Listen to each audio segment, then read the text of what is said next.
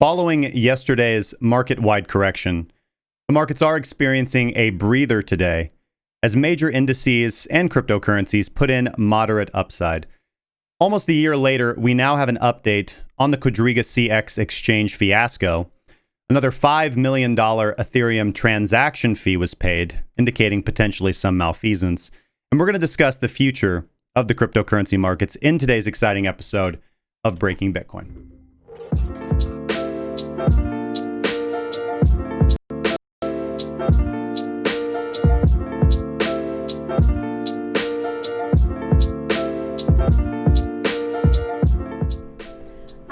I'm Naomi Brockwell for NBTV, and this is Breaking Bitcoin.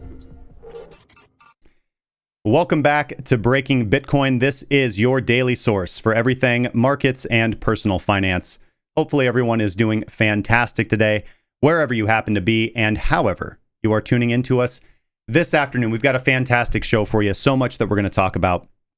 Before we begin, as always, today's show is brought to you by the Kraken Cryptocurrency Premium Trading Group, and just watching everything that's going on, there's never been a better time to learn how to navigate these markets. Whether you're interested in cryptocurrency, FOREX, stocks, or derivatives, the Premium Trading Group has you covered. Join our community of professional traders and learn how to build your own objective, data-driven, technical-based strategy if you're tired of trading with your gut or watching poor discipline and trade management sap away your progress. Make the change at premium.krakencryptocurrency.com. Links are down in the description. Hopefully you guys are doing awesome. It is Friday. It is profit-taking day. It is ease. It is end-of-week easement, right? It is my daughter's birthday. So I'm going to have a good afternoon. I have a good evening. We've got some motorized vehicles to ride following market close this afternoon. So we're going to take a look at my positions. We're going to take a look at kind of how I'm managing this. Again, when it comes to the frothy equity markets, pretty risk off as far as that sector is concerned.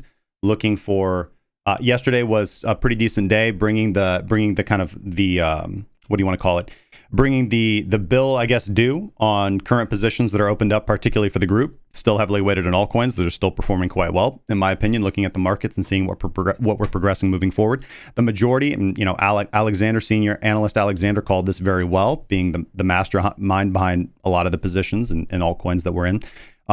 When we end up closing, a lot of the great trades are still running. When we end up closing those out, the P&L for the month is going to be absolutely incredible. So I'm really looking forward to that. And it's just kind of a show of patience, right? It's kind of a show of patience. And it goes to show, how good trending strategies can capture the breadth of movements, right? So if you look at close results, by the way, you can always see, if you guys are new or if you guys aren't aware, we're the only trading group that publishes their monthly results as publicly as we possibly can, whether it's a good or a bad month. But you can see all that at results.krakencryptocurrency.com. Results go back over almost 2 years. And, last month was interesting. Like last month and this month were really interesting in a test of patience, because last month we closed altcoins out in the red. We closed generally. I mean, I put in okay gains with FOREX and ETFs last month and CFDs, but relatively break even when it comes to the broader crypto markets. And still coming to the middle of June, still the same. But the reason why is because we patiently held long winners open, VeChain, for example. And those long trending trades, like that takes time to realize those profits on paper. But when you do, and when you have those trades, they take your equity curve where it needs to be, right? Sometimes it's 2 steps forward, 1 step backwards, 2 steps forward, 1 step backwards. And that's fairly common. But it does come about as a trend following trader when you allow your system to let your trades run for your profit targets. That sometimes it's 5 steps forward, 1 step back, right? 7 steps forward, 1 step back, when you really get a good string of good running winners, which do come around. It's not always the case. It only happens about 30 to 40% of the time in any particular market. The market does trend with that type of directional impetus or directional momentum on decreasing volatility, which is a good thing. But it's a beautiful thing when it happens. Beautiful thing when it happens. So we're going to take a look at the cryptocurrency market, take a look at Bitcoin. And it's still relatively confusing nature for most individuals looking for trade setups. See what we have on the charts for today, see what opportunities we see intraday, as well as meso and macro moving forward. And we'll talk about kind of fundamentally where we're positioned. If you guys are new to the channel, make sure to subscribe to us here on YouTube. Hit the bell icon so you can be notified when we go live, which we do every single weekday. And if you like the content, make sure to slap a like on today's video. Let's see if we can reach 50 before we hit the news. You guys are awesome. We appreciate the support. Questions, drop them in the live chat. The mods will bring them to my attention as we progress. With that being said, let's get going with today's episode.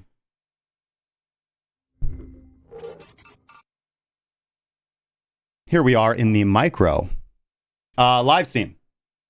Micro live scene. We do see some nice battling out. We can see over the last 4 hours, the dominance has gone to the bears, putting at about $706 million worth of sell orders compared to 670. As we progress up through the lower timeframes, back to the last minute, we do see things pulling a little bit more bullish intraday as we are closer to the bottom of this micro trading range. Might see some potential upside here moving forward. All right, let's start off as we normally do, though, on the actually kind of a new thing that we're going to start doing here. So we're just going to use the market summary from TradingView to just talk about where we roughly are in the markets. So looking at the S&P 500 index, we see that we are up a moderate 20 points today. NASDAQ up 52, Dow up 264. So again, very, very moderate gains, not seeing a massive sell-off continue throughout the day today.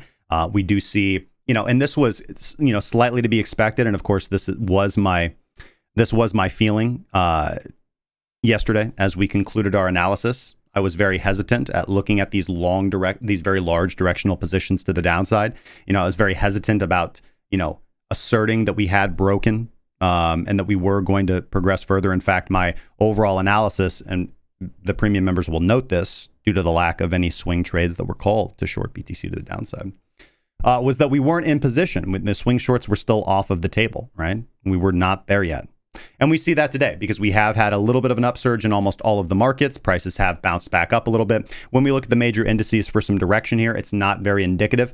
This does lean more bearish than bullish to me because it does suggest, as we have been reporting on and obviously as we have observed, that we are seeing this massive influx of retail traders into the markets, and they are extremely bullish. They are buying into the froth. Of course, we've talked about Hertz, we've talked about Boeing Airlines, all of these retail investors, basically buying the shares that hedge funds and institutional investors are offloading at these prices. And they're largely being left to hold the bag. Now, there's another element to this too, of course, which is that the market can remain irrational far longer than you can remain solvent, which is an old adage when it comes to trading. And with the Fed engaged in massive quantitative easing, if you want to review yesterday's Jerome Powell's announcement yesterday. And remember, Jerome Powell didn't always used to do this. Now there's roughly like a meeting, once a month. Sometimes it feels like once a week. They used to, well, it's once a week now. When they used to do, the OMC meeting, the FOMC meeting, it would just be once a month where they made some sort of announcement, and it was generally benign. But now they feel the need, and if you guys watched the interest rate announcement, Jerome Powell's announcement yesterday, I reviewed it, and yeah, it's the Zoom call. You see the participants and stuff, and it's all this remote. It's remote. It's really sad to see. I've been talking about this for a while as we move into the later stages of the dollar standard, as we begin to see the competition that's rising up from what will replace the dollar standard moving forward, which is some form of central bank digital currency. That will be the next monetary standard that we go to worldwide. And overall, I feel like the more likely route forward is that we will see, with what we're also seeing, the rise of populism across the world is a natural progression through late stage empire behavior. It always happens. And we're certainly seeing that across the major developed nations. And I feel that due to that, and due to the kind of internal conflict that we're seeing pretty much worldwide, a very likely route forward is that we do see a descent into a little bit of tribalism and push away from globalism for just a little bit. For example, I think Brexit is a good indication of this, and Greece is a good indication of this, and what we're seeing in the United States right now is a good indication of this, that this is likely the trend that we're going to see moving forward, like more nations pulling away from the Eurozone. Potentially, obviously, there's calls of we have autonomous zone in Seattle now, and although that's kind of I don't want to ascribe any large import or meaning to that, it just shows the sentiment of kind of the world as we move forward, which is to cluster and pull away from the global system, right? And to cluster. Unfortunately, so I think that is likely. So my thesis based on that is that what we will likely see moving forward in the World Economics Forum is that we will see, you know, nations move toward their own central bank digital currencies and attempt a real kind of a distancing away from a real international monetary standard. Obviously, for the longest time, it was the gold standard, and then, you know, following World War II, we went to Bretton Woods, and then we went off Bretton Woods and went to just the dollar standard. Both for Bretton Woods and the dollar standard, there was no reserve ratio, so the United States was free to commit usury and just print money, which debases the currency, and that leads us to where we are right now. So I think that a very likely scenario moving forward is that initially we will see individual nations utilize their own central bank digital currencies and attempt to establish their own independent monetary standard, and that there won't really be a hard global monetary standard, even though the monetary standard that we have right now globally is very soft, but still, it's something, you know. However, that will, you know, as we can obviously see from individual examples, that does make trade very, very difficult, right? And it actually does not improve the life of the citizens. It is far easier to import cheaper goods and services from other countries that can export them. So global trade is generally good. And so that will be an impetus to push towards some global standard. And obviously you can view this in a different light, which is that you have, you know, with the collapse of the dollar standard worldwide, you're going to see individual nations compete for which central bank digital currency rises to supremacy. Obviously, we could bet on China's DCEP because that's the first out of the gate. They had the first mover advantage with this in a very ambitious, you know, brick and road program where they want to spread this around. So that is certainly a possibility. We could certainly see that become the monetary standard. There are issues with that as well, due to kind of the differing philosophies between East and West, and, you know, the fact that, you know, Western economic systems have been a little bit more dominant over the last several hundred years with global monetary standards. Having said that, yeah, I think that is a likely route forward. I think that's a likely route forward. So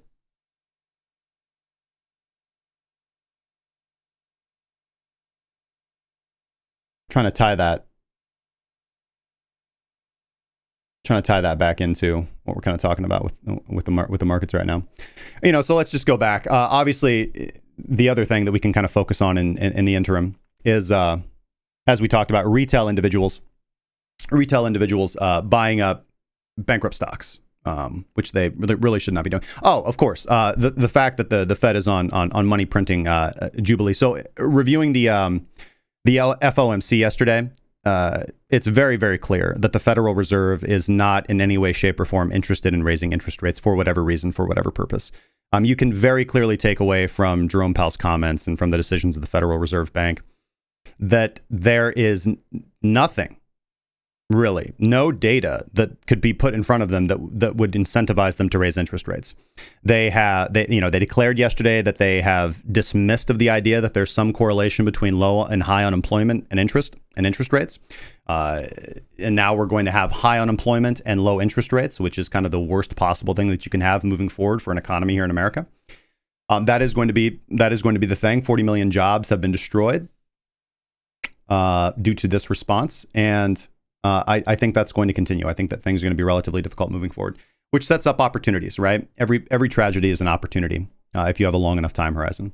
And I think those opportunities will go to those who are forward-thinking, long-thinking, and pick the winners, right? Pick the things that they believe in, pick the things that are sustainable. Obvious choices, gold, silver, and Bitcoin. Obvious choices, gold, silver, and Bitcoin. Don't rule out things like Ethereum and DeFi, of course, because those have a high probability to solve real-world problems, and they're interesting use cases and interesting products, interesting systems. But, you know, again, this is Friday, so we're just philosophizing a little bit, just kind of summarizing our thoughts on the market before we get into the charts. And, you know, that's very unfortunate to see. So the Fed is going to continue printing money. They've talked about another round of stimulus in Q3. So I cannot rule out the fact that the market continues to go up. You know, people like, hard money advocates and gold bugs and people like myself, honestly, have been worried about a market collapse and, you know, dollar collapse for 5 years now. And you know, listening to Robert Kiyosaki's podcast the other day, one thing that he didn't predict, for example, was the introduction of quantitative easing and ZIRP, right? Zero interest rate policy. So certainly, the market can remain irrational. And there's another reason, of course, why the market is getting bid up, why we're not seeing the stock market crash when we know that the dollar is going to collapse. And the reason why is because all of that liquidity in US dollars needs to go somewhere. There's not a single large-scale investor right now, in my opinion, that doesn't understand that the dollar is on the ropes. And they do not want to hold their wealth in dollars. It is very simple mathematics. If you are holding billions of dollars in USD, right, and you don't have that actively invested somewhere to outpace inflation, and you know that all of the $2 trillion just got injected into the monetary system, then you know that your purchasing power is going to be eroded if you hold on to that in the form of USD. You need to put that somewhere. It's going into the asset. It's going to the equities market. So the Fed is directly creating and inflating a massive asset bubble, right? Massive asset bubble. This has been talked about in a lot of books, kind of the everything bubble. And it is going to pop in some point. And we saw that, the first pop, the pin was COVID, right? The economy, the bubble, the asset bubble, the asset class, the stock market is a bubble in search of a pin. That pin in March was COVID. It's COVID-19. And what did the Fed come in and do? They blew that balloon right back on up, right? With quantitative easing, with the CARES Act and everything that came from that. And, I've talked about before, I don't think that we're going to see a stop of this direct stimulus to individuals, particularly here in the United States. I think this is going to morph into some form of UBI because the money simply is not getting to individuals, right? Even if the government wanted to distribute money in a realistic fashion to help people out, cover goods and needs and services because they've been unemployed or for whatever reason because of economic hardship, the way that they do this is the way that the Federal Reserve Bank is doing this is by giving money to commercial banks, and commercial banks are purchasing assets with it. So certainly some of that money is being given out in the form of loans, and this can be good and beneficial for small businesses. But for a lot of individuals, right, particularly individuals who are hurting right now and who are unemployed, they do not have, they're not getting dollars in their pockets, right? With what little dollars buy nowadays. So the Fed is, the United States government is forced to give direct stimulus to individuals. And I don't think that's going to stop. I don't think that's going to stop. In fact, I think that what we're likely going to see is some justification to increase that or progress that moving forward. But for whatever reason, I don't think that's going to stop. And this also happened, right? We can look to the end of Rome for this as well. We can look to the end of Athens for this as well. We can look to a lot of historical examples. Again, this is all late stage empire behavior, right? All of this has happened before, time and time again throughout history. We keep repeating the same mistakes. It gets to the point where the currency has been debased so much that the government, the sovereign, is forced to give direct support to the lower class, to the middle class. Rome did this in the form of bread and free sport. America is doing this in the form of stimulus checks, right? And that's not going to stop. So anyways, a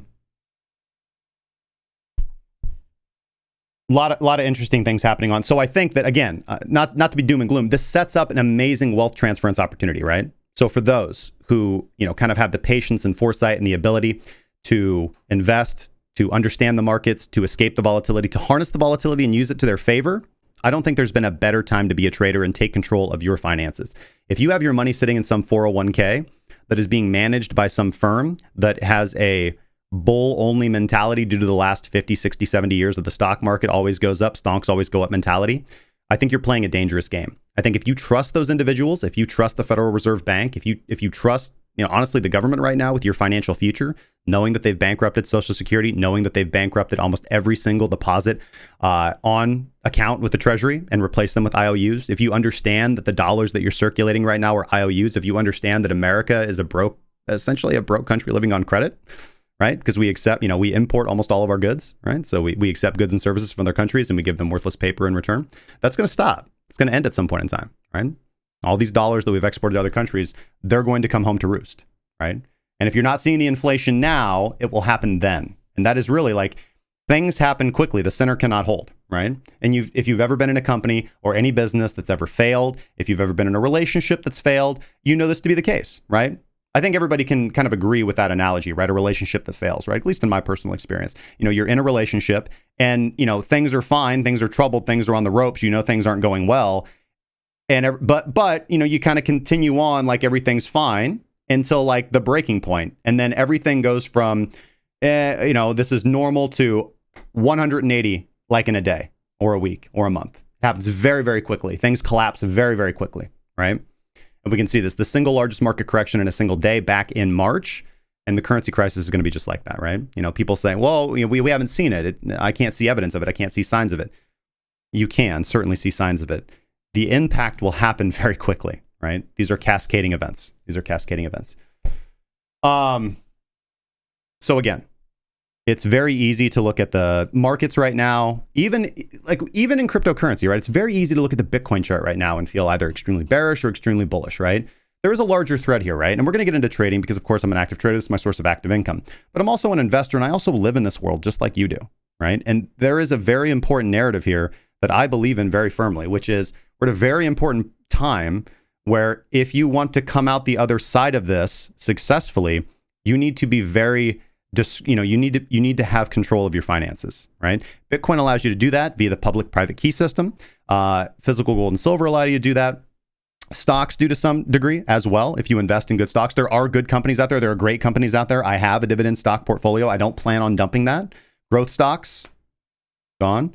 But dividend stocks in good, high-quality companies that also will weather the storm, regardless of however they are revaluated monetarily, right?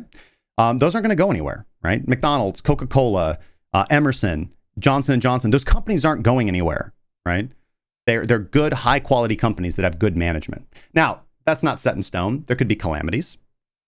But there are certain ways to take advantage and take control of your finances. And again, a lot of individuals watching this, I could probably categorize into two broad categories. And I know this from like my mentoring sessions, right? So, we kind of have like two. Obviously, we have just thousands and thousands of people who come to watch the show and engage in the community from all different walks of life. And that's really beautiful as well. But from my experience with the investors that approach us, right, you're either relatively new to investing and you're looking to kind of educate yourself and build yourself up the right model and tool set and psychology and mentality to be successful for a lifetime moving forward, which is what we specialize in the course.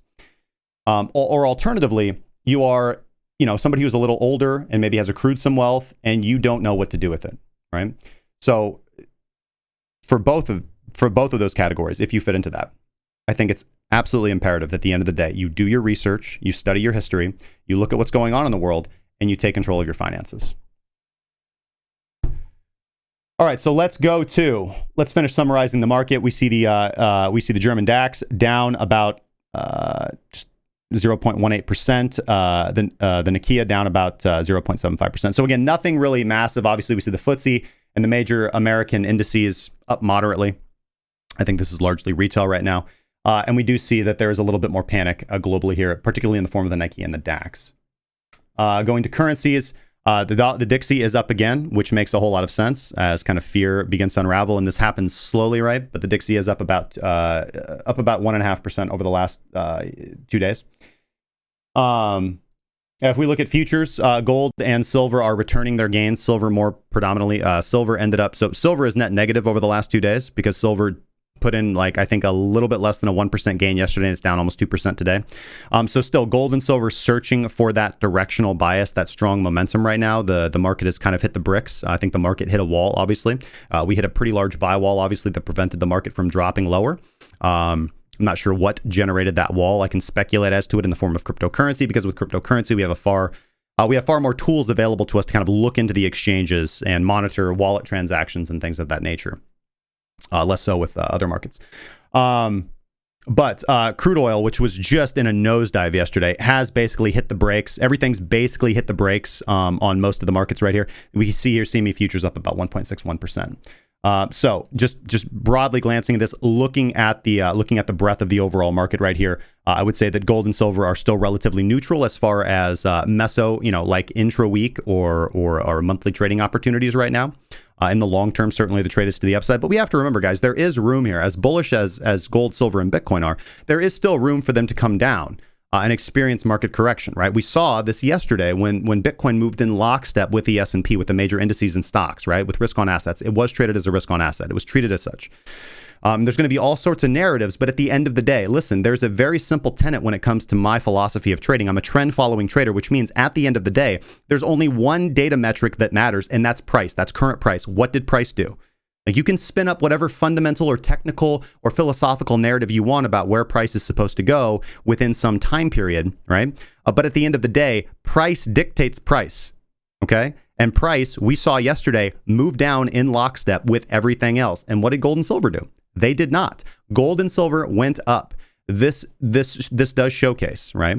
This does showcase a current emotional and philosophical truth, right? That there is still a lot more growth that is necessary for Bitcoin to be treated in that moment of panic and terror as a risk-off asset, as something that you move into to avoid risk. Yesterday, it was treated as something that you dump along with stocks to avoid risk, and you move into gold and silver. So something interesting to note there, certainly. Cryptocurrency, we do see some pretty decent gains. Now, again, we need to put things into perspective. Bitcoin or cryptocurrencies are more volatile, so it is not unnatural that we see indices putting in 0.5 percentile gains, lower 1 percentile gains, and we see crypto moving 4 to 5%, okay, in the same direction. So, I wouldn't be overly excited about this. I don't think that this imports like any sort of hardcore directional bias or reversal or continuation at this point in time. I'm relatively neutral as we approach the cryptocurrency markets. We're valuated quite high. Market capitalization is looking good. It's a logical area to see a significant pullback or correction. It's also an area where we could see an impulsive volume move and move to the upside, as we have shaked out a lot of off-sided positions. We did that yesterday. We've done that continually over the last, I would say, 3 weeks. We've really pushed, wicking up to the upside, wicking down to the downside, really shaking out weak hands and letting positions accumulate. Now, we can have an argumentation on whether this is a distribution, whether current price is in distribution following markup per Wyckoff methodology, or whether we're in reaccumulation, right? And that we are going to put a volume move to the upside. At the end of the day, as current price has to dictate that, and as we are trend following traders, we have to wait. And the reason why we should wait, and the reason I continue to wait, is because I have seen hundreds and hundreds of traders on Twitter and TradingView be wrong over and over and over again. Highly intelligent people that I respect, right? Showing their fancy charts and their volume data and their longs and shorts ratios and their sentiment indicators and all of this stuff, and talking about which way price certainly must move. They're wrong every other day. And they seem to be flipping their opinion every other day. And this is what can happen if you adopt a directional bias in a dangerous area to trade, which we are in. We're in a consolidation range. And for a trend following trader, this is a dangerous area to trade. It's a dangerous area to have strong conviction. You wait for current price to give you a reason to have that conviction. It is that simple. If this, then that. If price breaks up, I go long. If price breaks down, I go short. And as long as you remain obsessed with capturing that first 5 to 10% of a 30 to 40% movement, and you're not going to be happy with that middle 20% movement, you're going to find yourself falling into those same traps and that same uncertain behavior and that flip-floppy behavior. Much better to just say, hey, I'm neutral. I don't know. I will let you know when I do know. And when I do know, I'm putting some capital behind it. I think that's a better way to trade. So let's go to the proper technical charts here. And one thing that I want to look at, of course, it's already 12:30, and I did tell the staff that I wanted to do a relatively short show today. All right, so Minx generated a sell signal on yesterday's daily candle close. We did end up closing below the entry qualifier line. We did end up closing with a no trade on the derivatives charts, not on the spot charts. So there was one valid argument for a swing short. Now, for myself, because we were below the entry qualifier, I would have liked to see a pullback, and we are experiencing that now. So we are trading currently, Bitcoin price on Bitstamp is currently trading at about 93.90. It's about a penny below that, actually, just looking at current price right this second, and it still hasn't changed. Okay. We are above the entry qualifier. Entry qualifier sitting at 93.57, utilizing the Hall moving average 60 as a baseline. So those utilizing that system or that filtration method will have valid swing shorts on the table if they want to adopt that directional bias. And I think that's fine. I think that's a valid trade. Let's look at the setup for that trade. So if we want to take a swing short out of this range, and candle close confirms that range for us, we've gotten a better entry. Price has moved up almost 2%. It's about 1.35%. I think we can close a little bit higher. Maybe we won't. But certainly a better entry, better than entering on some of these lower wicks and getting liquidated immediately on the retest. But we have seen a little bit of a surge back up. We are moving into the weekend, right? So two things can happen on the weekend, and this isn't happy to see. This isn't happy to say, but honestly, statistically, they have about a 50% likelihood. Now, generally, wherever we close on Friday is where we end up trading back into on Monday. We go back to that value area. And this is just is what it is, okay? So almost always, if you miss an opportunity for entry on Friday, you get that same opportunity on Monday morning, right? Which means that you can't trade at daily candle close if you're looking for that particular entry area, that entry price, okay? However, students in PTP will be able to utilize some of the alternative methods that we talk about, for example, reversal baseline bounces, and also 3 screens methodology, and also horizontal support and resistance. They can utilize some of these methods to accrue that better entry strategy. Now, it's not classic, it's not by the book PTP, but it's a possibility, right? I just want to talk about this reality that often you have the same opportunity on Monday morning that you missed on Friday evening, okay? So, generally, I am biased to think that we experience volatile chop over the weekends. We end up putting in a pretty strong directional move either Saturday morning or Sunday morning, and that ends up reversing Monday morning. It's generally what happens.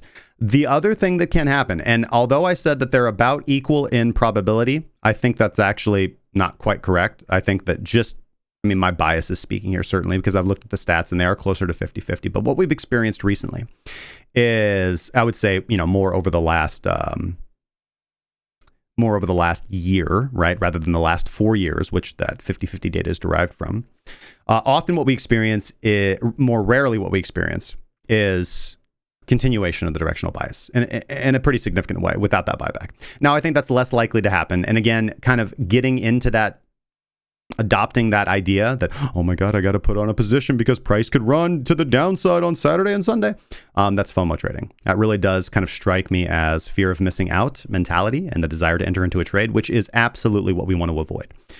So if you want to take the swing short, it's on the table. Position size correctly. We would be looking for a stop loss of about 10,098, 10,100. Although you're free to tighten that up, loosen that as your strategy sees fit. This is utilizing a multiplier of the average true range. And we would be looking for initial take profit at 89.06. Now, even if we don't break down out of this range in a significant way, of course, there is good. We can see here, like, look where actual support is. Look where our actual swing low is, around 8,400, with our actual low around 8,100. If we go over to this chart, which we certainly have looked at a lot, the volume profile chart, we do see some good confluence in there. This is the weekly chart.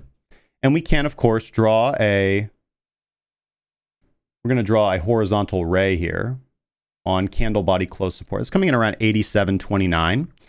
And of course, if we look at where the weekly lows are, that is right at the bottom of the red box territory, right? Which is very important when we look at the volume profile, right? This is very important when we look at the volume profile. Extremely high volume node here. These act as significant levels of support and resistance. We can see the significance that this price level has had for Bitcoin over the last almost 3 years. So the lower boundary of the red box territory range is right around 8,000. It's 8,000 to 8,200. You guys will recall, you guys want to go back a couple of months, when we were, about a month and a half, when we were coming up into the value area after we were bidding up from the $6,000 area and we were entering the $8,000 range, I said the most likely thing that's going to happen is that we're going to trade all the way to the top of the range. Now, what happens after that, I don't know, right? Again, current price and only current price is going to dictate the way the price moves, not predictions, price, what the market actually does, who steps in and buys, who steps in and sells. We close the weekly above 10,200, 10,000 even, going to be extremely bullish. And I'm going to be looking for higher prices. 11,000, 12,000 obviously is a first stop. But of course, those are just $1,000 multiples that are the closest to the breakout zone of 10,000, right? We'll get to those areas when we get there. If we break below 8,000, I think that the most logical area the most logical thing, of course, is that we're going to go all the way down and retest 6,000. Okay. You kind of got to wait. The daily will give you the early impetus of that, right? We talked about breaking 9,500 and 9,300, and that's already happened. So the first trigger to go short has already happened. Now we can still get whipsawed. We haven't broken out of the range in a significant way. And when we look at the Donchian strategy here in a little bit, we'll see that our volume indicator is quite a ways away on the daily time frame from agreeing with downside. It is indicating that we're still in the positive aspect flow, the positive delta of money flow, indicating that that money is flowing into the market, not out of the market in a massive way, at least smoothed out over time. And therefore, as a centered oscillator indicator signal, we don't have that signal to go short, right? And I quite like that. But of course, if we look at volatility, which is the rate of change of momentum, then we can see that things like Water explosion are certainly signaling for that downside. And we've now come back into the area where we can take that. So, but from the bigger picture here, the bigger time frames, certainly, of course, 10,000, 8,000, because those are the boundaries of the high volume node. Within the high volume node, this is the train station. Trains like to stay in the train station if we consider price as the train. Price likes to stay in the train station, get fueled up, gassed up, let people on, let people off. People like to shop, you know. World is just big shopping mall. But when we exit high volume nodes and enter into low volume nodes, price moves on high momentum quickly from place to place. And you can see that. Look at the price action in the range. Look at the price action between the ranges. Okay. All right. We see that Parallax is confirming downside, Minx is generating short signals, and Water explosion is confirming the short trade as well. All right, let's go over and look at the Donchian system. Okay, the Donchian system is almost 100% there as well. We've broken below the 26 period Donchian or the Kijun or the cloud, depending on how you're utilizing it. However, that's fine. So there's certainly some Ichimoku elements in this, of course. Donchian comes from Ichimoku. It's not the only thing that uses Donchian, but it's an algorithm. High volume, as we saw. But you want to point this out. We still see an overall trend of declining volume, especially bearish volume, right? So look at how much bearish volume came in here off the initial sell-off when we first touched 10,000. It was less here. When we tried, this bar on the 21st is attempting to push price to the downside and break the bullish trend. Didn't happen. We did have a low, and then we bounced right back up. Retested 10,000. You see that we tried to put in some sells there. But again, less volume, right? So here's the first selling. Let's get zoomed in on this. Here's the first selling when we first touched, when we touched 10,000 in a significant way, we thought we were going to break the range. We got some big selling on the 10th and 11th of May. Same thing. We touched 10,000 again on the 2nd of June, selling off. And again, that retest of the high yesterday, we saw that break to the downside. So that volume, as you can see, is getting lower and lower and lower. Bearish volume is decreasing in the market. And this correlates well with the Bitcoin miners' output, that miners are sending significantly less and less Bitcoin. Now, there is a little bit of a fundamental catalyst here that if these rumors and these reports, which I believe so far to be true, coming from the Sichuan district province in China, which indicates that the CCP is really cracking down on the traditional banking abilities of mining operations and OTC operations in Sichuan, then that could lead to the larger miners coming off of their supply. So far, we've been seeing miners hodling the Bitcoin that they've been mining and not selling them. We could see that change, and that could contribute to the downside pressure if they feel. So far, there hasn't been really a political reason for them to do so or an economic reason for them to do so. Now there might be if they're really strapped off from cash, because they're going to need that cash to pay their bills. And they're going to have to, here's the thing though, they're not going to be able to move into the UN and they're not going to be able to move into the USD. So they're going to have to move into Tether. They're going to have to do this OTC. So this just gets very complicated for them.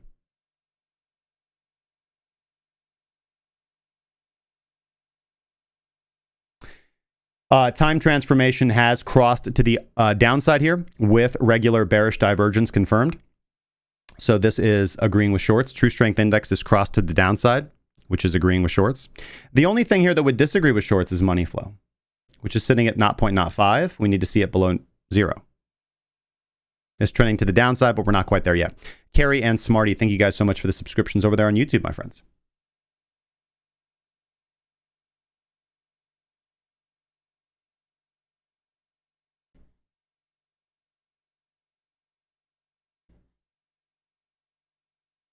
All right, let's look at the 4-hour time frame. Obviously, we came down. Basically, price stopped right at the long liquidation levels of those that entered initially long on this movement here, or anywhere throughout this range. These were roughly the 25x liquidation levels for longs. We've cleared all those out. We did see a surge overnight back up, about a 30% retrace of the bearish movement so far.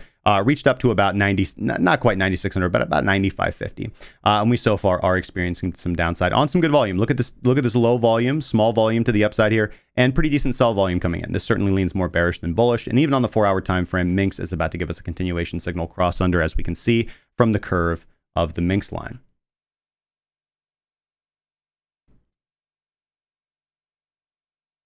The only thing that I would argue looks a little bit more positive than negative right now is going to be BitMEX funding and backwardation. We can see the prices in backwardation, so we are seeing retail sell this heavily.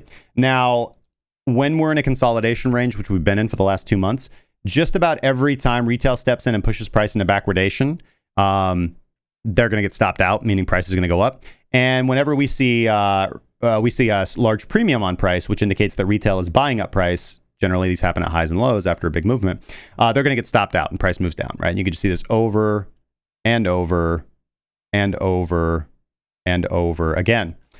However, there is one time when retail gets it right, and that's when they are piling into a trend, and the trend exacerbates and continues due to the herding effect, right? Which is really the kind of trade setup that we're looking for. Ultimately, I would argue, particularly based on the volume, this is pretty decent sell volume. This can flip, particularly if we see backwardation change. We do see backwardation giving up a little bit, which indicates that those shorts have kind of given up. So we'll just keep an eye on this. Certainly looking at the daily, I would be inclined, I'm inclined to look for more bearish narratives here, but I'm also inclined to look for things that are pulling my finger off the trigger to tell me to be cautious. And certainly price and backwardation in this current area doesn't seem the greatest area to look for a short setup. So certainly waiting for that daily close and seeing what happens intraday. We can see that Minx is, ISISpot actually, pardon me, is moving towards a oversold condition and to generate a buy signal. And we can see the last buy signal that it generated right here. A decent trade to the upside.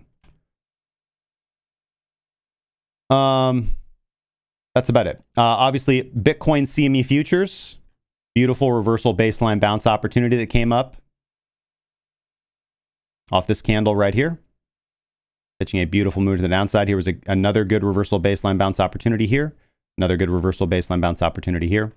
The entry qualifier for the CME futures wants to see price above 96.45. So those of you who are utilizing this as some kind of fundamental, this would kind of hint that we're a little overextended to be looking for shorts right now. But another thing that I want to point out too is weekly candle structure and weekly dojis. And what have we seen here and here and here and here? And obviously, these long tails to the upside are pretty indicative on their own. But the last few times that we've seen price reverse pretty heavily, we have seen weekly dojis. And when we get red dojis, price tends to reverse to the downside. When we get green dojis, price tends to reverse to the upside.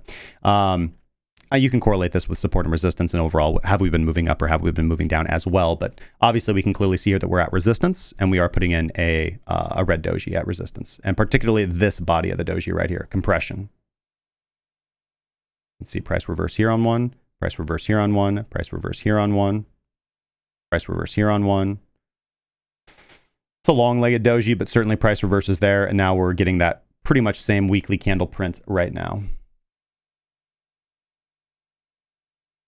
The majors are going to follow along with BTC, so there's almost no point to look at ETH, EOS, LTC, XRP, BCH. The USD pairs are going to follow in lockstep with BTC. Correlation is rising in the markets. Correlation is rising, not diverging.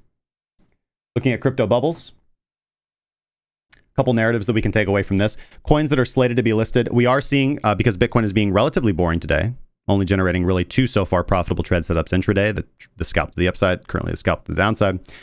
We are seeing altcoins make a recovery against the dollar, particularly those slated or rumored to be listed on Coinbase. So, of course, we've got Digibyte, Lend, Kyber Network, Ren, Loopring, and I do believe as well, potentially Verge. Holochain putting in some decent gains, EOS moving to the upside as well. Other than that, what we kind of saw was profit taking, and I think funds maybe moving back into BTC. However, Alexander did point out succinctly this morning that Bitcoin dominance is dropping, meaning that we are continuing to see money flood into altcoins potentially, and as well as stable coins, which happens after kind of scary volatile movements in the market. And this is also true against BTC. We can see those same pairs trading well against BTC. So Lend, Digibyte, Kyber Network, Verge, Loopring, putting in some pretty good gains. These were certainly the safe assets if you were able to catch these momentum trades to the upside.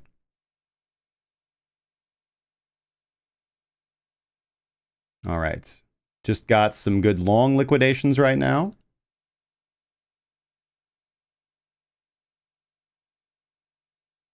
Looking at sensor charts, are we begin to see order book support between 9100, 9200, really, 9190 and 9,000. Overhead resistance, I'd say, begins to get significant around 9,000, but starting to break above 95, 96, we start to see that chewing effect that we've seen over and over again. And volume delta divergence did bid to the upside on this collapse to the downside. So certainly some positive things here as well.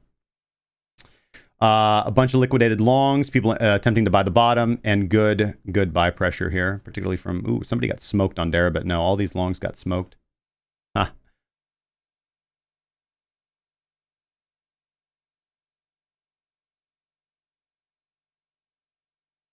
All right, I think that's all we're going to do today. We're not going to spend a whole lot of time in the charts. I do want to make it a relatively concise show today. So we're going to move on into the news, right? We're going to move on into the news. All right, so if you guys are enjoying the content, make sure to subscribe. Hit the thumbs up if you guys enjoy what we're doing. That does help support the show and get us out there at a time when people need to hear this information. Links are down in the description to everything you could possibly need in life. As you guys know, it is one of my small personal missions to tell people to not trade on BitMEX. So if you guys are trading on BitMEX, I'd really appreciate it if you stop doing that. You're free to make your own decisions. If you've got some kind of BitMEX hustle over there that works quite well, that's just fine. However, I traded on BitMEX for quite a long time, and although I was profitable, the shenanigans eventually pushed me out. We've seen BitMEX responsible for far too much. So I do trade on ByBit. If you guys would like to trade along with me on ByBit, you guys can do that at bybit.crackingcryptocurrency.com.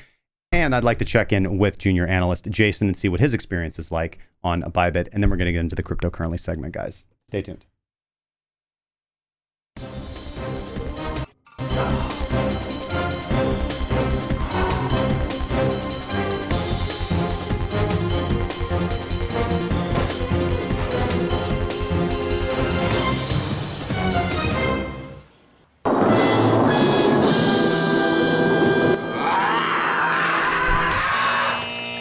Can't catch a break over on BitMEX with all the wicks? Try a better alternative at bybit.crackingcryptocurrency.com and rest easy for a change.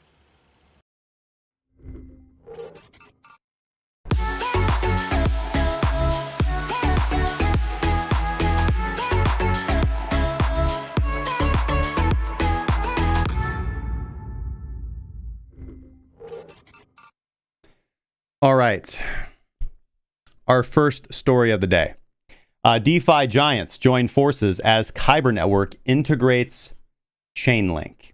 So Kyber Network has added Chainlink as an Oracle price feeds to their offering, so they can have improved token swap pricings on their decentralized platform.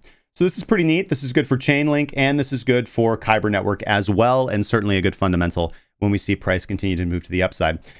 So right here, Kyber Network announced today the integration of decentralized Chainlink oracles, allowing users to verify on-chain prices for any token swaps they perform. And this is good, right? Chainlink has obviously been adopted by a lot and continues to be adopted by some of these DeFi offerings. And this does make price discovery easier. This makes knowing what price that you're buying an asset at better. And this obviously just makes exchanges and the act of trading more efficient, more decentralized, and run more smoothly for you and for the operators. So good stuff here. I think this is good. And again, KNC, Kyber Network, also slated to be listed on Coinbase. So certainly some positive fundamentals there. Now, if you guys have been following the show for a while, or just this channel, you guys will know that one of my more popular videos is the truth about Tether FUD and Bitfinex manipulation, right? Or Tether FUD and Bitfinex manipulation explained by a professional trader, something like that. It's you can search for it here on the channel. Just search for Tether or Bitfinex. As you guys know, I'm generally fairly critical of Bitfinex and the Tether Treasury, although I do believe that the Tether Treasury had the funds and still largely does have the funds, although I disagree with things that overall operation has done. I'm not condemning them and throwing them to the wolves 100%. They're certainly not the best actors in the space, but it could be far worse. So with that being said, I went deep into the entire topic with that video, where I looked at CCC, and I looked at all the individuals involved. I looked at the court documents. I looked at the money flow. I looked at exactly how things went down, and we mentioned also QuadrigaCX, which, as you guys will will remember, was a Canadian exchange. And this was a large story roughly a year ago where, and this personally affects me, not my money, but my friends, because I have a lot of friends in Canada, and their funds, some of their funds were on QuadrigaCX. 3 individuals I can think off the top of my head for sure that are close to me. And so this really upset me when I see things like this happen. Obviously, when things come closer to home to roost, you tend to take more of a personal interest. So I've dived into this fairly deeply, and we do have an update here. And I'm going to do more on this. I'm thinking about making a second video that goes more in depth on everything that happened with QuadrigaCX. But this article coming from Crypto Potato, this is, as I said, more than a year. Just kind of read here. More than a year after the sad end of Canadian cryptocurrency exchange QuadrigaCX, a new investigative report published by Ontario Securities Regulator reveals that the exchange had gone rogue long before the co-founder was pronounced dead in India. This was one of Canada's largest exchanges until late 2018, before the sudden passing of its co-founder and CEO, Gerald Cotton. And then the company then claimed Cotton only Cotton had access to the private keys of the exchange's cold wallet. About $190 million of the cryptocurrency were belonged. But as the securities regulators found out, this was just, as they say here, an old-fashioned fraud wrapped in modern technology. According to the OSC report, the exchange collapsed not because of Cotton's death, but because of the fraud the 30-year-old CEO perpetrated while he was alive. Now, he did die. However, utilizing on-chain analytics and analyzing trading and blockchain data, let's see here, they were able to backtrack the operations until the unfortunate dismissal of the co-founder. So QuadrigaCX was launched in 2013.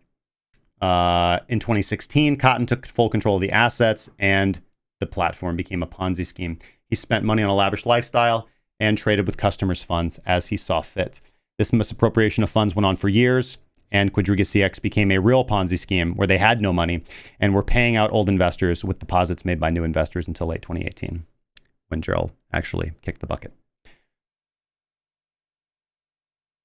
Quote from the OSC, Cotton sustained real losses when the price of crypto assets changed, thereby creating a shortfall in assets available to satisfy client withdrawals. He covered the shortfall with other clients' deposits, in effect operating a Ponzi scheme. So total amount lost was 169 CAD, 169 million Canadian dollars. It's about 124.7 million American and not 190 million as earlier estimated. As much as 115 Canadian million was lost to Cotton's unsuccessful and fraudulent trades. So, just a sad update.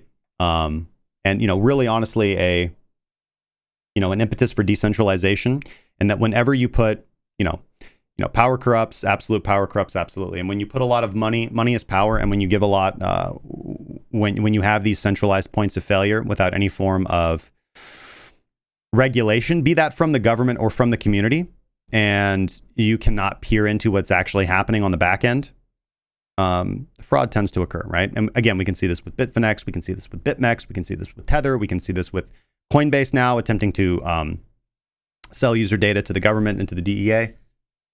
But I repeat myself. So just an update for you guys, and I'm gonna do a little bit more digging into this and potentially publish its own video so that we can wrap this up and put a bow on it, as well as address how those affected were compensated, if at all, and how those who have not yet been compensated can attempt to find some remedy or solace moving forward. All right, so obviously a couple days ago we reported a little bit of a silly thing where $5 million in fees were paid to send a very nominal amount of Ethereum on the Ethereum chain. Well, it happened again yesterday. Now we have a new report. Hackers blackmail exchange with $5 million of Ethereum fees, right? So this is from Decrypt. In the last 2 days, 3 bizarre Ethereum transactions have spent $5.7 million on fees. But a report claims it's not a bug, but that an exchange is actually being blackmailed, right? So in the past few days, 3 Ethereum transactions have paid $5.7 million worth of fees. And hackers have gotten access to the funds, but they cannot steal them, is the scuttlebutt here. And that they are attempting to blackmail an exchange, and they're basically burning the exchange's money by giving it to the Ethereum miners, so that the exchange capitulates and gives them access to withdraw the funds, right? So yeah, Neo co-founder tweeted this, and a certain exchange wallet or service has been kidnapped by hackers.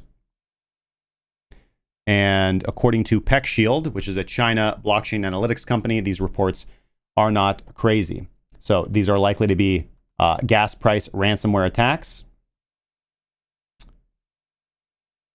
So likely that hackers have gained access to an exchange's funds, and they are sending money to certain whitelisted accounts that are marked as reliable, but not able to send to their own. So they are sending the funds with excessively high fees to drain, as I said, to burn the exchange's reserves until the exchange capitulates and adds their personal accounts to the whitelist. And, that's a terrible position to be in. Like, hey, let us steal your money or we're going to burn it in front of you, right? Which do you choose, right? You call in Liam Neeson for a very particular set of skills.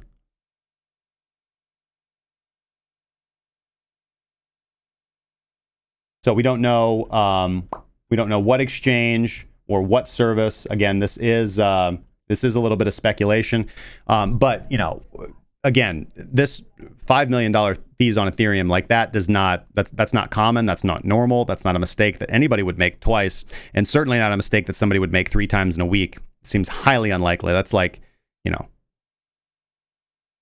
putting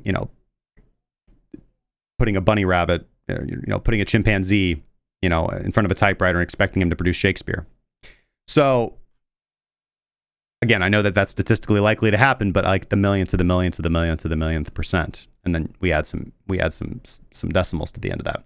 So this does seem like a likely thing, and we'll keep an update on this and let you guys know new information moving forward. All right, Tezos and Algorand, latest to integrate technology for anti-money laundering compliance. So these integrations that the Tezos and Algorand blockchains are going to add are going to track transactions and identify senders, and some are not going to like this, but this does put these blockchains in line with the FATF's travel rule guidance. So if we are looking for chains that can have, that are in line with government compliance moving forward, then we can see good development on, and that are also, by the way, good blockchains anyways and good tokens to hold. Certainly Tezos and Algorand, something to pay attention to. So we'll link this in the description down below if you guys want to read this CoinDesk article. And moving on to today's main story. Actually, no, sorry. One more. So 1.238 billion, that's Billy with a B, dollars worth of Bitcoin was transferred on chain yesterday, and this was moved in 3 separate transactions. But the cool thing about this, and I just wanted to point this out, the transaction fees all added up to send all that money, $1.84. Rich. So this is pretty cool. This is pretty neat. Just goes to show that regardless of hash rate, the mempool has been cleared out, network congestion is gone, and whales are free to send billions and billions in Bitcoin and pay less than a cup of coffee to do so. Try doing that at your local bank. All right. So today's main story is obviously going to be the Bitcoin war games, Pentagon documents coming out. So for years, Bitcoin has had a interesting relationship with finding its footing with the United States government and policymakers for laws to be made. Obviously, we have Donald Trump's recent tweets, relatively recent, that he doesn't like Bitcoin, to, Treasury Secretary Steve Mnuchin and his proclamations about Bitcoin being used for money laundering. But, it would seem that we have seen this guise of mistrust and misinformation wrapped up, unfortunately, with our digital assets. And, this misnomer, this cliche, this blanket statement that, Bitcoin is just this dangerous internet money that's used by hackers and pirates. But stepping it up a little bit today, even the Department of Defense has gone as far as developing a war game scenario. And this is interesting from all kinds of perspectives, right? So this war game scenario involves a potential uprising by Generation Z, right? People born between like 1990 and 2010. One in which the rebellion attempts to use Bitcoin to undermine and evade, quote unquote, the establishment, right? So we've got internal Pentagon documents have been now circulated online for this particular war game, describing Gen Z as rebellious young whippersnappers who were born between the mid 90s and early 2010s. And they form, in this hypothetical scenario, they form a revolutionary force that utilizes cybercrime attacks to steal money from the banking system and convert it into Bitcoin, right? So this war game scenario is called the 2018 Joint Land, Air, and Sea Strategic Special Program. The war game is set in the year 2025. So we're almost there, right? Let's just keep seeing the civil unrest, and I'm sure we'll get there, right? And this war game is supposed to reflect what might be a likely scenario based on major trends in the world that we see today. Like, we reference some of this stuff. This isn't like insane. What's crazy, what's funny about this is that this isn't insane, right? This is not an insane scenario, right? This scenario echoes the millennial protests that are currently taking place across the United States against perceived injustice, describing how young revolutionaries see themselves as agents for social change, who believe that the system is rigged. This goes all the way back. This is the same, general banner of like Occupy Wall Street. That's been going on for a long time. I can go all the way back to the 1970s, right? But in this scenario, right, instead of marching in the streets, they set out on a cyber global campaign to expose injustice and corruption and to support causes that they deem beneficial, right, and that are anti-establishment, right? Now, the group, this group of revolutionaries in this war scenario is called Zbellion, right? Very, very, very catchy name. I'm pretty sure they're not going to call themselves that. And in this scenario, they launch a series of cyber attacks against their political enemies in the establishment, with the stolen funds getting funneled into Bitcoin before they are distributed to key players in the rebellion to fund ongoing civil unrest, which certainly would be easier to distribute, probably harder to track than physical cash, but we're talking about sending a lot of cash. But maybe they should use Monero. I don't know. But this war game scenario, or it outlined a few other scenarios as well, right? So some involving Islamic militants and anti-capitalist extremists, and this war game was conducted by students and faculty from the United States Military's War College, right? And the United States Military's War College is a training ground for prospective military leaders. So even though we're seeing Bitcoin being embraced more and more by institutional investors and Wall Street, and has kind of since the 2017 rally, the government, military, and intelligence classes apparently still see it as a tool to fight government control and the United States hegemony, the economic hegemony across the world, right? And the timing of this release of the Pentagon war game documents is pretty curious, right? Considering recent events, right? So, Florida Republican Matt Gaetz called for authorities to freeze accounts of demonstrators involved in countrywide protests. And this is likely to continue, right? The first thing that they go to is locking down funds, right? So later in this article, they quote Nathaniel Whittemore. He's a cryptocurrency consultant. And he said, one of the most important tools in the authoritarian toolkit is the ability to freeze the funding of political dissent, right? To separate the infrastructure of money from the infrastructure of state power, Bitcoin makes it that much harder for this type of politically motivated confiscation, right? And this goes all the way back to WikiLeaks, right? When WikiLeaks was shut down when payment processors would no longer deal with WikiLeaks, when you could not contribute to WikiLeaks with your credit card, with the modern payment services back then, mostly credit cards.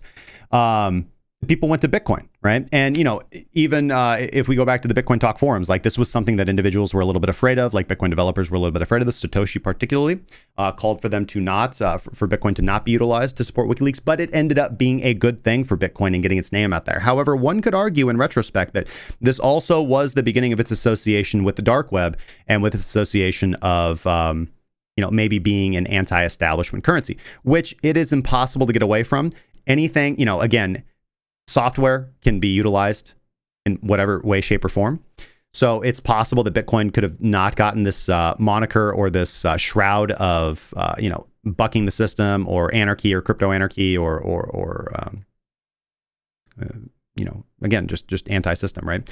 And it's possible that Bitcoin could have been adopted by, the government or financial institutions before it was adopted by people who feel that the banking system and the current monetary and economic model is inherently unjust or broken. But it did, right? That's not the way that it went down. So we could speculate on how history could have gone, but in an alternate universe, maybe, in an alternate universe, maybe somewhere like there's a different digital currency, and Bitcoin is like now the world reserve currency because it's run by the government. Who knows?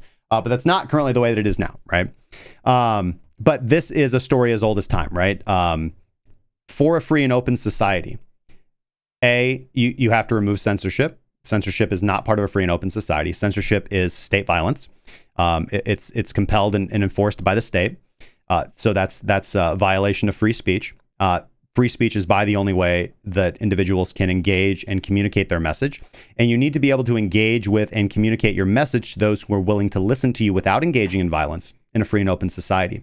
And money equals free speech. So if you want to get your message out there, you need to be able to fund that. Obviously, you need to be able to fund individuals to spread your message. You need to be able to pay yourself, support your family. And if people want to support you in doing that because they believe in your message, so much the better, right? The open marketplace of ideas decides things, not government tyranny, state laws, which I fully believe and know. General state violence and a lot of injustice that has occurred over the last 100 years is due to government intervention, right? Not disagreements between people, due to government intervention. People are free to disagree however they want. People can hold violently opposing opinions, right? And you draw the line when there's physical violence.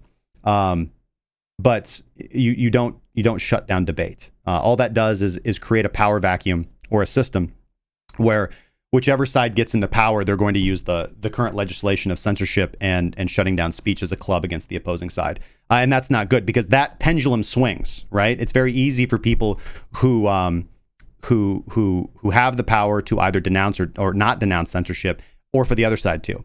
But it's all relative to, do you have control right now? Do you have economic control? And when that pendulum swings, which it does all the time throughout history, then that precedent will be used as a club against you, where you had previously thought that it was a club against your opponents. So we need to create legislation, and we need to create a society. We need to create a legal system where there is not these laws that can be utilized by clubs, by whatever caste or niche of the economy or society has power, right? You need to create provably fair laws, right? Decentralization and blockchain can help in this, actually. So, and so being able to fund anonymously, and this is one of the benefits of something like Monero or Bitcoin, being able to fund anonymously the policies or the politics or the politicians or the groups or whatever ventures that you agree with personally, this is absolutely essential. And so attempts to shut down bank accounts because you disagree with their political motivations, this is inherently tyrannical. This is evil, okay? And this is all made possible. This is impossible to get away with our current system, with a command and control styled centralized monetary system, right? So this is a problem. This is a problem. And I don't see this problem going away until you have a decentralized monetary system, right? Or monetary standard. But, it's also possible that, this is just incentivization for people to move off centralized dollar systems. And again, Andreas Antonopoulos thinks that he will not see a future in which Bitcoin is the only monetary standard, but one in which it will live side by side other monetary standards. And I think that's a plausible future as well, a very likely future, where we do have these central bank digital currencies and people can choose or choose not to utilize them. This is what's going to happen in the short term. And then you also have the choice to use Bitcoin. And for these purposes, people will move into Bitcoin. So the Bitcoin network is something that we really do need to protect, right? And of course, Bitcoin has seen a surge of interest in recent months due to the economic fallout caused by the COVID pandemic, right? We talked earlier about the economy being a bubble in search of a pin, right? And, now we're currently seeing unprecedented money printing, fiscal intervention at the central bank, right? So in the wake of this unprecedented activity of the central bank around this COVID-19 situation, right? The narrative that evolved around Bitcoin, and that has been a narrative around Bitcoin, was as a hedge against inflation, right? And now, but with governments cracking down on civil unrest, right? Agencies like the Pentagon running these friggin' war games, we're probably going to see the continued targeting of accounts and funding we're going to see the freezing of accounts when the desire to fund anti-government forces the government is going to be incentivized to freeze accounts of anti-government forces, right, in an attempt to quell further disobedience, right? It's this sort of revolutionary environment where Bitcoin's capacity as not a store of value, as not a hedge against inflation, as a unconfiscatable, censorship-resistant payment method becomes its most relevant feature during these tumultuous times. So what's really beautiful about Bitcoin is that it's multifaceted. It is a store of value. It is a hedge against inflation. It is unconfiscatable, and that component helps those. But it's also a censorship-resistant means of moving your funds and supporting the candidates or policies or groups that you want to. And I firmly believe that ability, the ability to do that, the ability to move money to whoever you want, whenever you want, is a standard of freedom. And I will not be satisfied with really anything that's less, because anything less opens up the door for tyranny. So you make the laws right the first time, you make them provably fair, and you move on with your life, right? And you do not allow the reins of power to be centrally controlled. It's that simple. So this is, obviously this is an interesting concept. Let me know. There's a lot of hot thoughts about this, but let me know your guys' thoughts and opinions in the section down below. If just by chance, if you happen to know anything about this particular war game, and maybe this is not such a big deal, right? Governments run war games all the time, right? So it's not crazy to think like, well, why wouldn't they run a Bitcoin scenario one? But let me know your guys' thoughts and opinions in the comment section down below. I'm gonna pick a random one and I'll give you guys a shout out on the stream. With that being said, let's hop back and check on Bitcoin. We're closely running to what needs to be the conclusion of today's show. But let me see if I can get some... let me see if I can get the guys on briefly and see what their thoughts are and opinions and maybe answer some of your questions. So just give me a moment.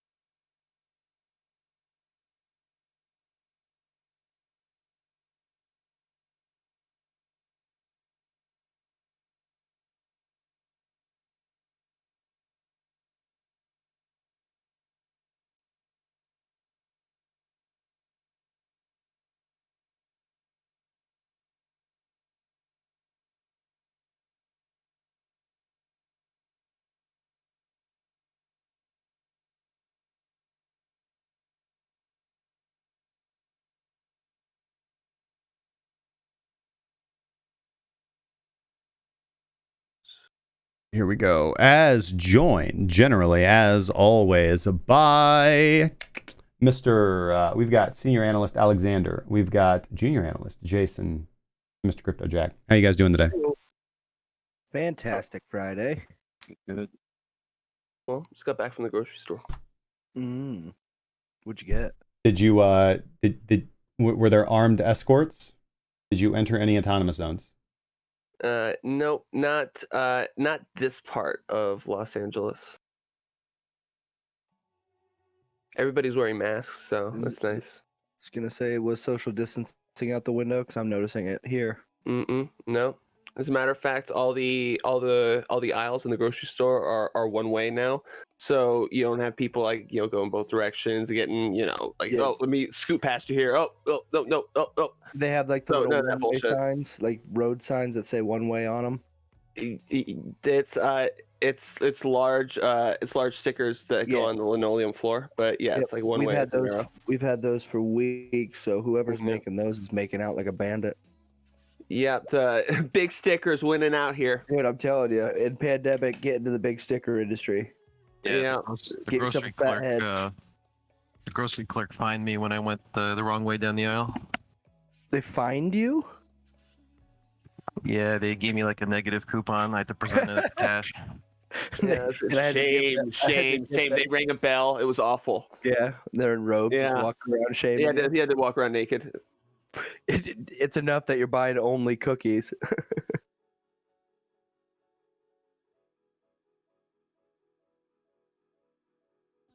Let's see here. This is an interesting question. Seth asks, what if another country uses Bitcoin as a weapon? And well, first off, you can't throw Bitcoin at anybody. It doesn't hurt, man. But he says, and funding extremist groups. Well, I'll tell you what, man. That's an interesting proxy, man. But here's what I'll say about that. That's why we have, and so this is going to depend on. It's a pretty simple answer. I mean, on its face, my simple answer is like, let them, right? Like, let anybody fund whoever they want to. Let money be an open network. And as you guys have correctly pointed out here, Bitcoin is not an anonymous blockchain, right? We can track funds. We have Chainalysis. So if we're still in which we will be, if we're still in like a government structure like we are right now, where we have like, say, American society, and we say like, hey, we don't like terrorism and we're going to be against the funding of terrorism and we're going to crack down on terrorism and we're going to come kill you guys if you blow up buildings. We already have that, right? So we have the ability to avoid funding. Bitcoin might make things more complicated, but the benefits beyond that, like that's one area where you might be able to put in a decent argument where like, well, having this is just too dangerous. No, man. I mean, in that sense, sure, it's a danger. But having a monetary system where individuals can be censored, stolen from, have their currency debased isn't hard. They can't secure their own funds. That's a global problem. That's a problem for every single human person on the face of the planet right now that lives under government tyranny. So, having a slightly harder fight against terrorists, I'll take that. I'll take that chance. Right now, terrorists are getting paid in USD. I don't hear anybody complaining about that. Yeah. Right. That's what I was going to bring up. They're already They're using Western Union the current system, so what's the point, right? Yeah, I think it's been well established that most of these terror groups are, proxies of the CIA funded by U.S. dollars. So let's not kid ourselves here, boys. This type of funding of these types of radical groups has been going on way before Bitcoin ever existed, and it's probably much easier for them to fund these groups and hide the paper trail using USD, and they're the guys involved at Deutsche Bank and all that. This has been going on for a long time.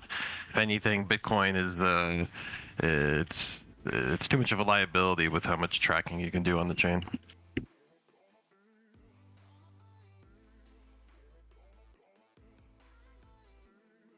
Last thing we need is another Iran-Contra scandal where, the authorities follow the Bitcoin paper trail to the terrorists just to find out that, the trail ends at the Pentagon or at the CIA or Langley or something, right? Their own address. We got them.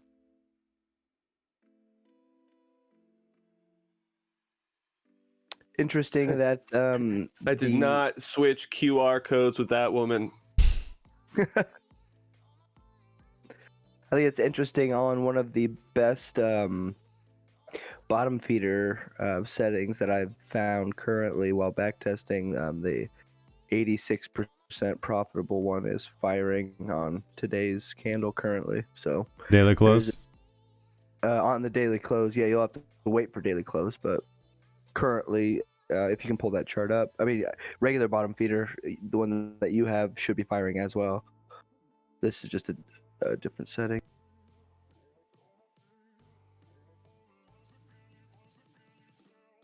So someone brought it up. I think it was Blue Box. He's talking about a swing to get a baseline pullback on the daily, which I would agree with. So I'm kind of looking at that right now.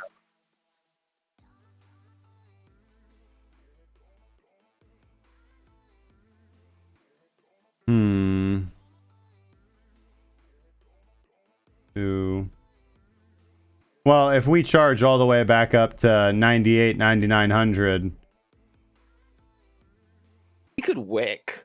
That's what I'm saying. Like it could be a wick. It could be. I mean, if we close up there, that'll be impressive. But I think if we trade up there in general, that would certainly lean more bullish than bearish. If this area is bought up like that on high volume. Mm-hmm. Because like I said, man, there's a couple ways to look at this, right? And I think that I'll lay out the two scenarios. There's one way to look at this area, which is, well, look, buyers are running out of steam. They're not able to push through the wall that sellers are just able to lay on there. That's one way to look at it. I think the more appropriate way is to say, nah, look, dude, who's been running this train for the last like 3 months? Buyers. They push price from here all the way up here, and sellers are doing their best to unload their bags here, and buyers just keep chewing it up, chewing it up, chewing it up. And as I talked about, we can on this chart, we can see the volume declining, the sell volume declining on the daily every time we get pushed down, meaning that there's less supply and increasing demand. So I think that's fundamentally bullish. Mm-hmm. I mean, one thing that I do like to check to see when I look at just the history of bottom feeder signals is whether or not, as soon as the next one opens, whether it begins firing immediately or not. Because then I do, but like, so if it closes and it still has another signal on it into the to tomorrow's candle, basically, what I've found is there's probably a little bit more downside in. Just reading from bottom feeder, but that's completely perspective on it. Like, so like if you notice, see how that one right before that little cluster, there's just one, and then it immediately reverses. Like that's something that I've been noticing. Mm-hmm. When it's just a rogue signal, you know. Yeah, there is. I can't remember exactly. So there's multiple algorithms in there, and so every single algorithm in there but one generates near bottoms of ranges, and the other one kind of catches these novel areas, which after a lot of testing we decided, well, it has a lower hit rate than the rest of them, but it has a good hit rate overall, so it's a good addition to the strategy. Mm-hmm. And yeah, that's going to be one of those signals right there. Whereas like this bottom feeder signal and this one are more indicative of like what I would consider proper. Yeah, and I'm finding there to be a difference between that. So I do like. I'm definitely gonna be looking at close today to see what we form on that. Tossing some lemons around. Distribution is currently going on, at least on this lemon stash.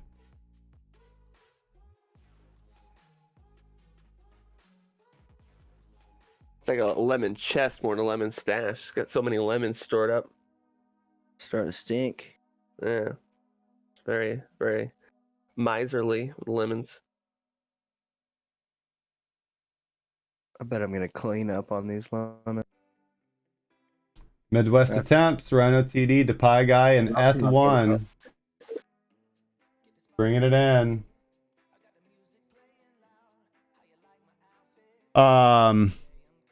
All right, guys. So we're moving into the weekend. We gotta wrap the show up here fairly soon. I got a ton of work that I gotta finish up before I leave for my daughter's birthday. I guess Alex, what are your kind of thoughts about this last week that we've seen in the markets? Everything that's going on. I think everybody's eyes should still be on the alts. Bitcoin has been sort of on everybody's mind. It's been what everybody's talking about for, basically since March. Bitcoin has been on a tear. But for the last 2.5 weeks, altcoins have been on I guess silent runs, because all eyes have been on Bitcoin. And yeah, they've been doing, 100% here, 200% there. But I mean, they're down 95% from all-time highs. So 5% of those old prices is 100% of these new prices. So, I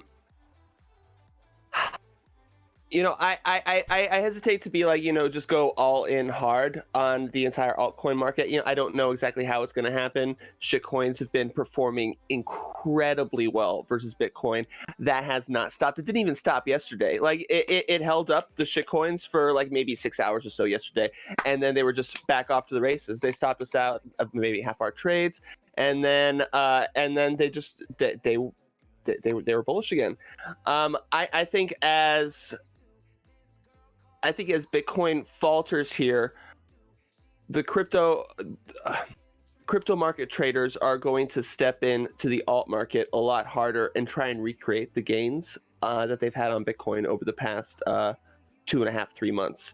And once that happens, once the retail broader retail market wakes up to the fact that this might be a real alt season versus, you know, all the crummy alt seasons we've had for the past 3 years due to the bear market, then we'll really see them blow up. Attention will come off of Bitcoin. Bitcoin will accumulate to whatever level it drops. So, you know, we've talked about 8,500, 7,500. There's a few 6K lovers out there, but you know, whatever level it drops to, it'll accumulate there for a little bit, while attention is on altcoins, and then as that market starts to blow off, Bitcoin will that our attention will come back to Bitcoin. So that's sort of my thoughts. You know, hey, total speculation. You know, we all know, like, you know, I don't have a crystal ball anymore, and Justin does, but you know, we've seen these patterns happen in the past with the altcoin markets, and hey, there's nothing new under the sun. People's behavior never fucking changes. Pardon. I'm looking at. I would agree with you. Go ahead, Justin. No, go ahead. I was going to talk about like economic calendar events. Please, you guys are crushing it. That's some good observations, Alex. No, I was gonna. Go ahead. Jeff. Nope. It's whatever. I was just gonna say, Alex, that I completely agree with you on that. And I do. It's moments like these when everyone's kind of sleeping on those movements, even though they have been putting in pretty good movements, but relative to where they are from all-time highs, yes, it seems very, very low. But I mean, moving forward, I think that this is like everyone's focused on the stock market and Bitcoin right now, and where's all that money gonna go? You know? And I do believe that it is silently bleeding off into alts, like you said. Yeah, you can just take a look at Bitcoin dominance. It's happened since what is it? Since the start of May, Bitcoin dominance has fallen from 70% to 66%, and it's holding steady around 66% right now. And all of that money, like millions, tens of millions of dollars, has poured into alts. These very bottomed out alts. Yeah, I mean, as far as traditional markets are concerned, I've been thinking in the back of my mind that this whole V bottom from the lows was really just, I mean, call me cynical, but I thought it was a bit of a opportunity for insiders to get out. And seeing yesterday's dip, I thought it was confirming my theory. Yep, I think it's a gigantic dead cat bounce. Yeah, exactly. So, you know, maybe I'm cynical. Maybe the Fed can prop up these markets, but. I mean, follow the money usually, and it makes sense. They need to unload that amount of money, and how else to do that than to prop up the market and then unload it on the middle class. Yeah, it's very true of the traditional markets. And keep in mind, all of these retail traders in the traditional markets that have been newly brought on since the start of the pandemic, once they get their hopes and dreams shattered by the broader traditional markets, they're probably going to come over to Bitcoin and the cryptocurrencies, be like, well, gosh, forget penny stocks. I could buy cryptocurrencies worth less than a penny. I used to buy OTC stocks, and I'd rather get myself some crypto. You know what I mean? I mean, penny stocks are like almost as volatile as crypto stocks, but I think crypto's probably got more of an upward trajectory than. I just think the use of ease to be able to do it, to be able to trade, rather than having to go trade OTC stocks. I'd rather just get on a crypto exchange. Yeah, inarguably. Much easier. Definitely. And a lot less fees. I don't have to pay some E-Trade or Charles Schwab or some shit. The fees that I basically should be paying myself. I mean, you guys see the billion shares or something issued by Hertz? You know, like retail somehow soaking it up, even though these guys are going down. Like maybe I'm missing something, or maybe I think Alex was explaining it. You're not missing anything. Everybody else is. A billion shares like, was zero. It's almost like you're just doing basic math, and the everybody who has Robinhood installed doesn't do that. They're just like, I don't get it, man. Just get a sign that says anything times 0 equals 0. I was just looking at I didn't put on any new positions in FOREX yesterday. My Aussie Kiwi trade's continuing to do well, but every single pair that I put on my watch list, but when I looked at the charts, there was an agreement. It's just a beautiful, for me, looking at the FOREX charts. So the Canadian yen, was one that was almost a short, but everything wasn't agreeing, and I didn't enter it. And what have we done? We've moved up, so I would have entered into the loser. Euro Aussie, right? Was a potential long, but everything wasn't agreeing. And what has it done? Pulled back. The Euro Canadian was a potential long, but it was above the qualifier. What did it do? Pulled all the way back down for a beautiful entry. The Euro Swissy was a short, but too overextended. What did it do? Pulled all the way back up to the baseline. The Pound Canadian was a potential long. Didn't take it because we were overbought. What did it do? Dumped hard. The Pound Swissy was a potential short. What did we do? Put in a doji. The same thing happened yesterday for the broader crypto markets. There was basically no shorts we could take. I was able to sneak into a Neo Bitcoin short and a Matic short just because those had already been kind of listing for a little bit. But the entire rest of the market, there were no shorts that we could take because of candle size violations and or having passed by the qualifying line. And it's a good thing too. Yeah, that's actually the importance of the qualifying line in the sense of when I first came here, I didn't utilize anything like that, and the amount of bad trades it weeds out is just astounding. Or even just saying, hey, hold on one day before you take this trade. It's so helpful. Or at least reduce risk or something, you know. Yeah. Yeah, it's just a pivotal part that seems so simple, but like you don't do it without actually knowing about it, you know.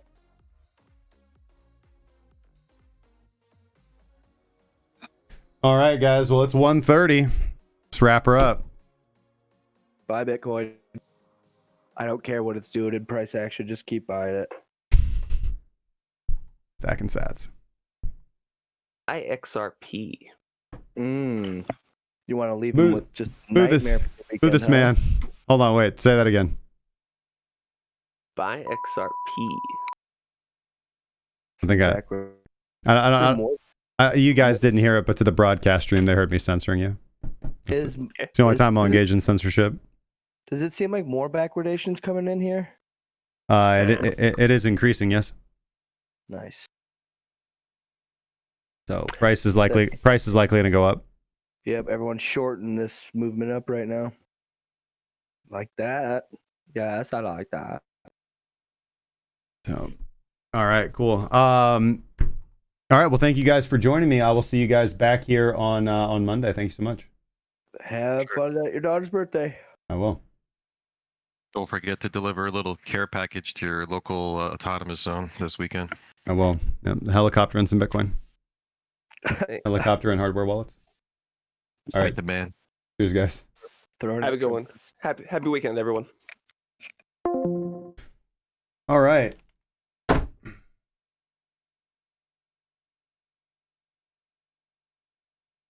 And then it was just me and you guys. Hey. Well, thanks, guys. I appreciate you joining me for another episode of Breaking Bitcoin Market Update, brought to you, as always, by the Cracking Cryptocurrency Premium Trading Group. If you are interested to learn how to build an objective, data-driven technical strategy and stop trading with your gut, you can also take advantage of our premium indicator suite. The bots that we currently have running are educational material, like our Pathways to Profit, risk management, strategy building, and Pine courses, and our community. We also got a Signal service. Links for all that down below. premium.crackingcryptocurrency.com. Hope to see you guys in there. Have a fantastic weekend, guys. Listen, spend some time with your family, take a nice walk, relax, revisit, think about some of the fundamentals, and position yourselves for the next movements coming up. Okay. We had a fantastic run up for about 3 months. We've been in an area of consolidation for the last 2 months, and we're gearing up. Price is compressed. We're gearing up to have some nice trends. So be prepared for those, and be prepared to be more active as a trader, right? If you've just been mostly trading crypto and you've been getting chopped up lately, we're getting into some trending areas, guys. So gird your loins. We will be back on Monday at 12 p.m. Central Standard Time for another live episode of Breaking Bitcoin Market Update. We will be taking a 5-day, break at the conclusion of next week, because I will be going on vacation on Friday. I am considering tuning in and doing a show remotely on Monday and Tuesday, but it will depend on the internet connection and the technical setup when I get to the location. I'm doing my best to diagnose that right now. But definitely subscribe to the channel if you have not already, and the bell icon to be notified, because we do post content besides the live stream. So we'll be posting stuff tonight, and we will be posting some new interviews with individuals from the crypto development world this weekend from San Francisco Blockchain Week. So looking forward to that. Thank you guys for the subscriptions. Thank you guys for the subs and the support. Smash a like on today's video if you want to keep the channel afloat and going, and join us in the Discord, discord.krakencryptocurrency.com. I will see you guys on Monday. Have a beautiful weekend. Hit me up in the Discord. And as always, be excellent to one another. We're all in this together. Trade safely, guys. Cheers.